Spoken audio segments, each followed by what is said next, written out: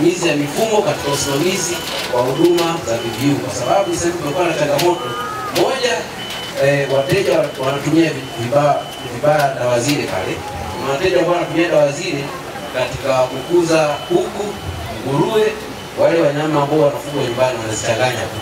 Lakini sambamba na hilo, usimamizi wa mifumo hii sisi unatusaidia sasa, iwapo ikitokea mteja ambaye tunamhudumia amesafiri na akasahau kadi yake eneo lolote, basi mfumo huu sehemu yoyote ndani ya halmashauri yetu utamwezesha kufika kwenye kituo cha tiba, ambapo sasa mfumo huu tunasajili kwa mfumo wa kidole. Wewe akifika hata kama amesahau kadi yake, ataweka kidole chake, then ataweza kupata huduma kama kawaida ndani ya halmashauri yetu. Kwa hiyo mfumo umesaidia kwa kweli kwenye udhibiti wa matumizi mazuri ya dawa hizi, sambamba na kuweza kuboresha. Nashukuru sana mkiongozi. Hakikisheni tarehe 29 ya mwezi huu wa 10 tulionao unaenda kujitokeza kwa wingi kwenda kupiga kura. Twendeni tukachague waheshimiwa madiwani, twendeni tukachague mheshimiwa mbunge, twendeni tukachague rais wa Jamhuri ya Muungano wa Tanzania.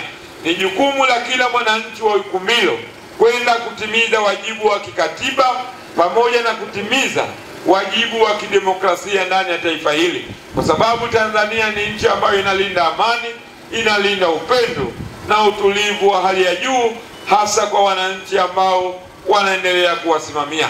Na mimi kwa niaba ya wenzangu, kwa kweli tumekagua mradi huu Mheshimiwa Mkuu wa Wilaya, na Mwenge wa Uhuru haukuwa na shaka ya aina yoyote juu ya utekelezaji wa mradi wa mazingira katika eneo hili, na Mwenge wa Uhuru wa mwaka 25 umeweza kuridhia kuzindua mradi huu ili uendelee kutoa huduma bora. Piga makofi Mazingira oye! Oye! Wanaileje oye! Oye!